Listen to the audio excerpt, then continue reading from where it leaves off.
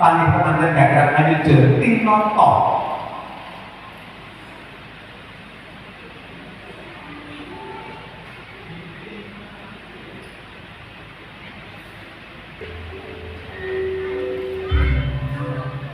lancaran diri tadi pengantin gagal ayu jenting kaporakan tunggak juru ampil pisang sanggan pamato panggih kang dipun paragani dening Bapak Sunarto Ibu Sunarti laju tindake para badhe suwanganipun Bapak Suyudi sekalian wigatos nyosaken pisang sanggan pamato panggih pisang sanggan para bus panggih kirang pantes nyuwun dhateng Bapak Suyudi Ibu Nuraini ugi wonten sajune kepegangan kepala mandhaken pengantin saripun manut sarta panjenengan pisang sanggan wujude gedang ojo ayu gedang gegadangan ojo arjo ayu ahayu mugi dari depan mampu gaya bisa membayarkan yang paling paling balas semua teman-teman saripun diberikan gustikan korban Allah Allah temah atau peruntungan pindang ganding yang itu no buat nemu kakek linen dunia belahan nyawiji kan watak tresno suci kan hijil saking temeng satu baik pantengasanipun Bapak Suyudi Ibu Nuraini Bapak Sunarto Ibu Sunarti dene Bapak Sunarto pisan sanggan dipun paringan dhateng ingkang garwa tumuli kasareyan dhateng Ibu Nuraini sawetawis dipun preksani Bapak Bapak kita pisan sanggan dening Ibu Nuraini musnya dipun preksani kamu galih jangkep pisan sanggan tinampi dening Ibu Nuraini ngira pantes kersanipun kadang pisan suweswa mata guru ambil pisan sanggan temanten para beribu panggihaken manut satataning adat kang lampah wonten ing panggonan ijo ing mangke dipun paripurna membakaryo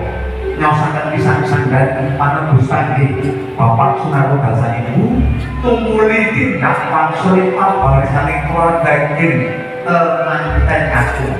dene pisang sanggan kanggo parangan dening Ibu Nuraini dening keluarga ing dipun paring bukit mondro iki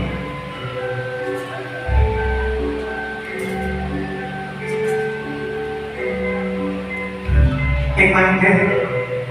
Pusparek sampai dadi dawet tinggi juru ampil serta kawataru diwendaru saking pengantin kakung tan putri tumuli badhe tindak tuju ing pantikan minangka sasrawangi tindak ing pengantin putri kaporangan tindak ing juru asta sekar kawataru diwendaru kawataru joyodaru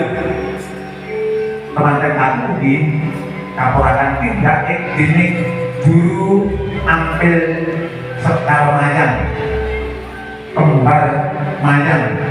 mayang sekali gambil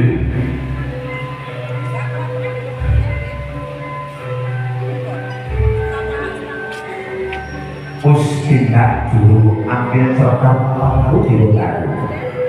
kayune loro sejati pangkit dan papat godhong mega rumembe padopo kruwung kembang lintang saloga langit woh surya lan bulan kasiran pun lantukan pucuk angkasa bukan pratiwi oyote bayu bodro pinanggih sekar kalpataru diwendaru saking temanten kakung kalian Sekar Kalpataru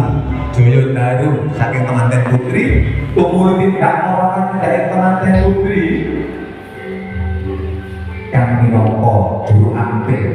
Ibu Amin, Ibu Yanti, Ibu Kustina, Ibu Sudarati wis nyandhet temanten kakung ing pantingkat minangka satorake laju timbake Sekar Kalpataru Joyodaru tumel parang kabucan ing ganggu prapatan minangka pratandha ing celahing prapatan wonten priya punten manggati para pamaken putra sinengken kukuling bangsa nang babar kukuling gending lantaran bindri tapi ren kukuling gending ladran manten us dumadi bebanangan gantal temanten kakung lan putri manten kakung balang gantal kang sinebat Gondang Kasih temanten putri yo dumadi balang gantal kang sinebat Gondang Utur Gondang Kasih Alsih Tresno saking temanten kakung badhe mandhut dhateng temanten putri ingkang tansah mleretu pituturipun temanten kakung kang minangka imaming kulawarga imaming brayat nalika nyatani palawaning Balisma Jawat Asta temanten Sarimbit Purna Tuli Hanjengku temanten putri ya suprung dhateng ingkang nampa sinatan Arsa Hamid Jini amdanipun ingkang garwa bagus Kingkin Kurnia Trio Satria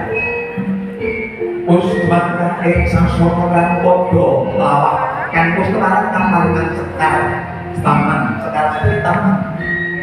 Sekar kan pada dunia taman pilih kan arung dandane manang barang barang nasaono abi di amdane ingkang napa dirunggan sekali warna-warna nanti langkan Sekar mawar binawan dengan dini panggih sekalanti kapurakan saking kendalin lagi nalika miyos pangalika nelak akan Rasesna Sekar kanthi teman tansah kumanten jroning tumpuke kala bijik ampeyan rias pantes kinarya cehno bekteningan modho temanten putri dhateng ingkang apa mapan pinilih minangka jatuh karamane pinilih minangka imaming kulawarga mugia kinarya sarana seneng talak panyendu Sukertosika miwah beda kinabang Gusti Kakung Bengrat Gusti Kakung Arasa mangun dayan pilantik supa sarta basuki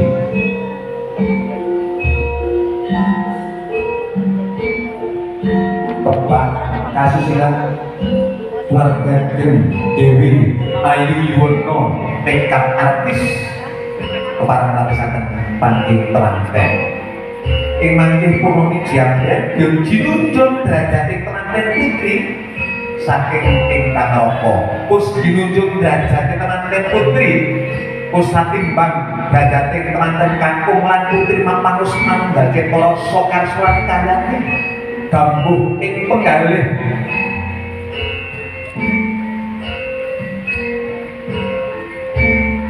Purna Ibu Juru Pamasadelan Asta tinggal petelaken ing panglaku temanten nuli kabuncang ing bantol pecah padha sakala pecah tinggal kinarya cena muga temanten tumuli pangkar nggih manut brayat tampanan putra kakung lan putri sami dewala minangka sambung panyambung sejarah nggih Pak panyambung silsilah saking temanten Sarimbit Cingken Kumeling Gending Ladra manten badhe timbang temanten tampilan Kumeling Gending boyong temanten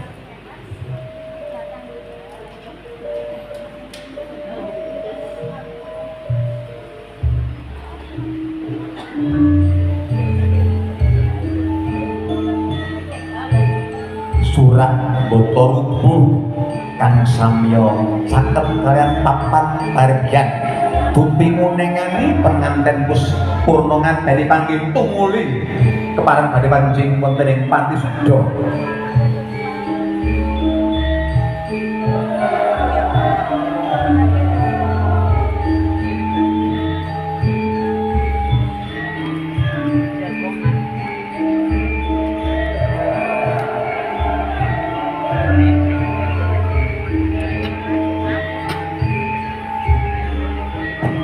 Tindak kedagingan aspok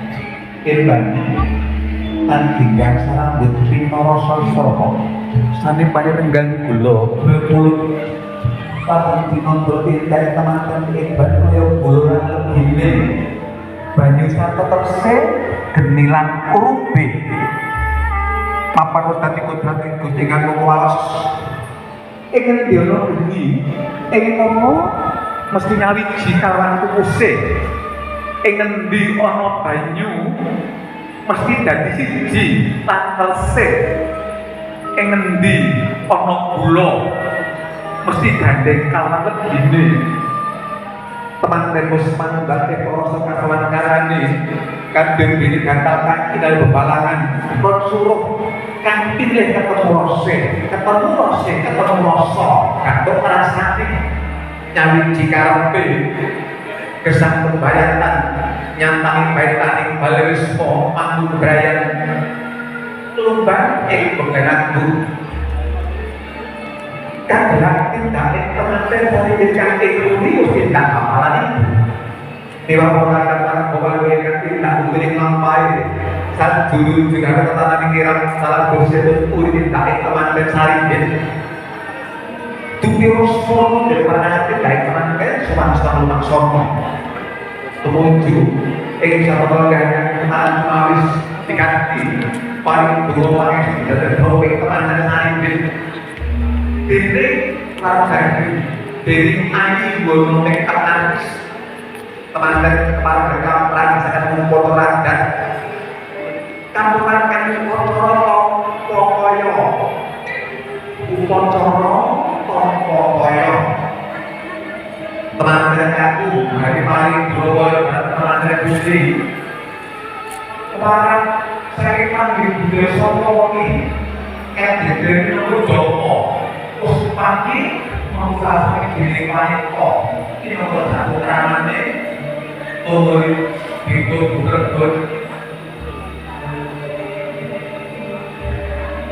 sebelum koyo terbono tidak berlaku dari teman-teman aman-aman itu tadi rasakan koyo mulai diceritakan barismo ini orang kaku wujudnya kata kawa beli kawa apa saya tahu kok kalau beras jenis tarik kan boyo jupat yang 30% sopo pandang pangi pandang arep pilih langsung ke Pondono orang panci dono menungso dengan sepatu dengan sepanci bisa dekat pakai kaos tangan hati nanti jadi pengantin putri pagi 12 pengantin aku dimanggil punya kotak kado pagi aku nanturin bayar bel besok ada ibu pagi aku selalu harus berusaha datang ibu ini alibro pengantin sarimbit nampil sektosan itu bulan apa Bibit tas kelapa mobil ibu garbo lahir minangka punang jabat bayi dados lare ning-ningman pekasan diwasa tasih banget dipun bapak lan ibu mongko rumus dari sekretariat malah dados sedaya kesehatan bapak lan ibu mila paring kanggo sampeyan dipun sasaran dhateng ibu ngiran pantes paringa ibu paring marang amrih anggenipun kerjaan gunung koyok paling kakung tansi kelasannya paudraning kautaman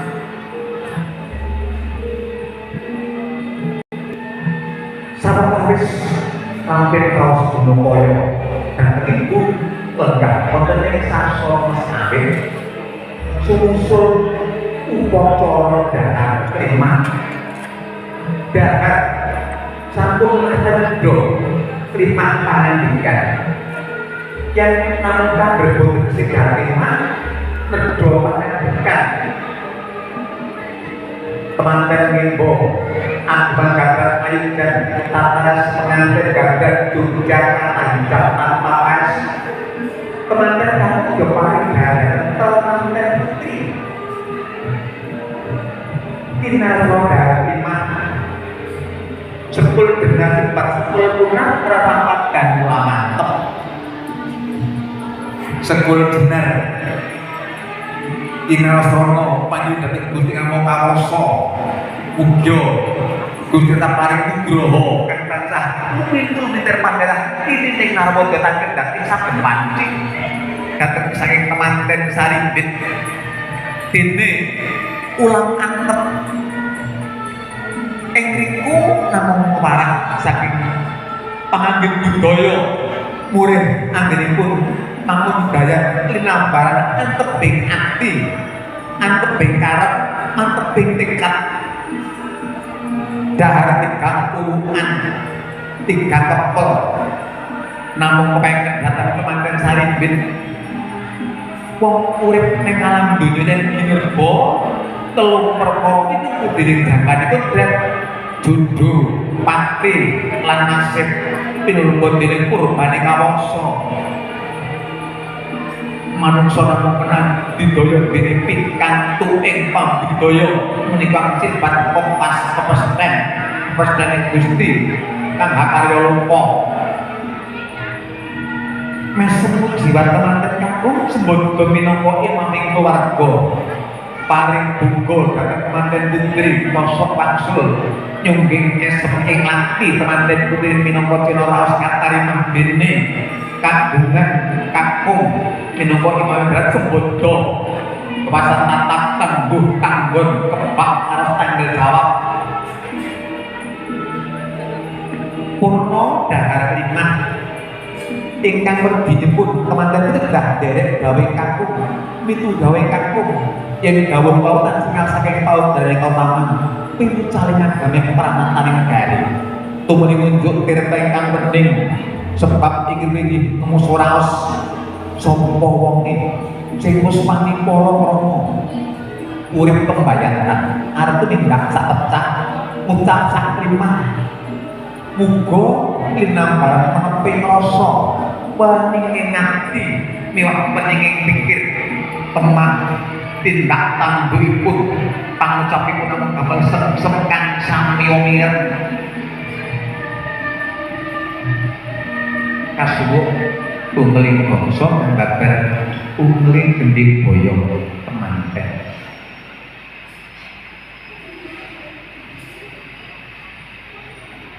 sungkeming temanten dateng bapak lan ibu inggih menika wekasane upacara sungkem boten nyembah tumrap temanten Sarimbit kula lan sedaya pangarsa Islam namung dateng Allah taala Gusti kang murbengat ingkang wajib dipun sembah sungkem namung nelaken sebektinipun katrimahipun tiyang ingkang nem awunipun dhateng ingkang lampah sepuh kadir diri temanten ingkang nem awunipun dhateng tiyang sepuh kadir inggih bapak lan cenela boten dipun anggel duwung sawetawis dipun lorot tindak sekalian sowan dhateng bapak ibu ya puspa padhane bapak lan ibu Rama ibu kan luhuring budi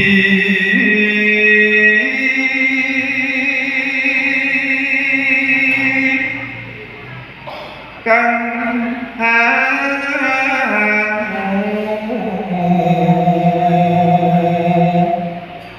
kerji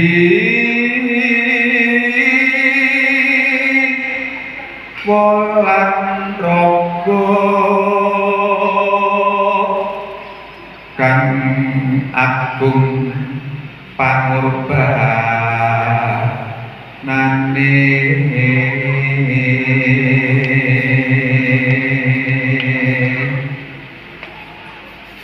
paring pitutur luhur rina wengi tansah ngesti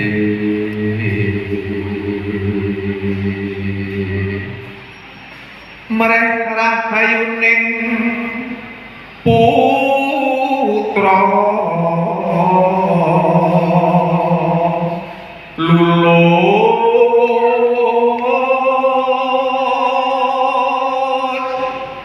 kang kinayu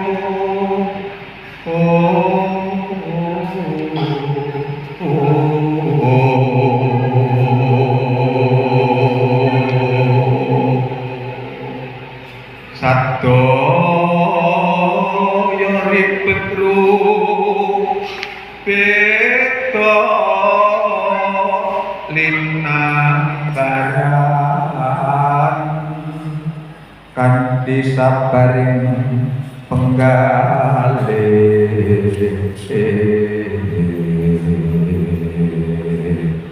tubuh pantesi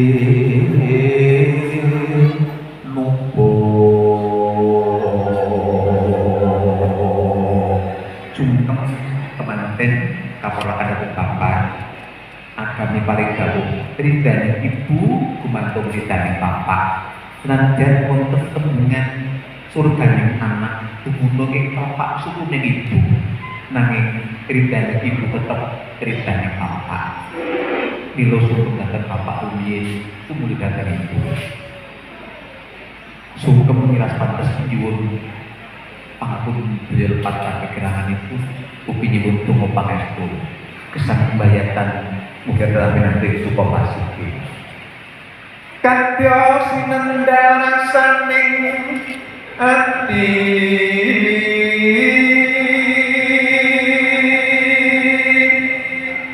panyu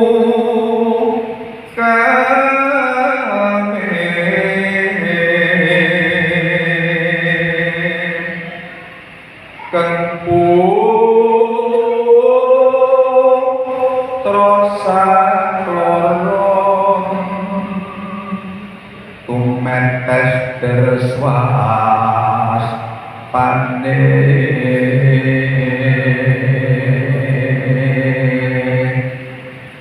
tanka woneng kalbu ondo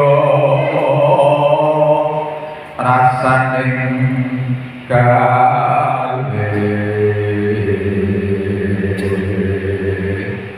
alongan ika mira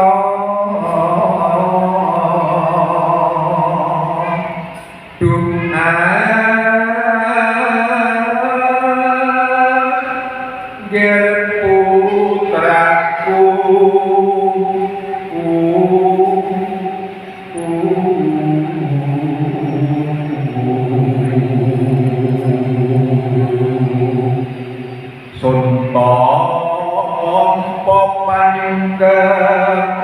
ira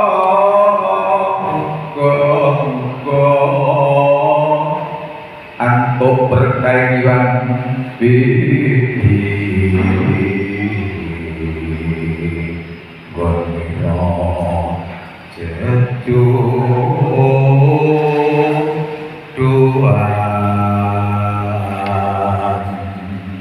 tempu ing asta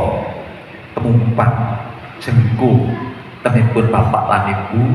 tondo bektinipun temanten sari dateng tiang sepuh kali para tamu paripurna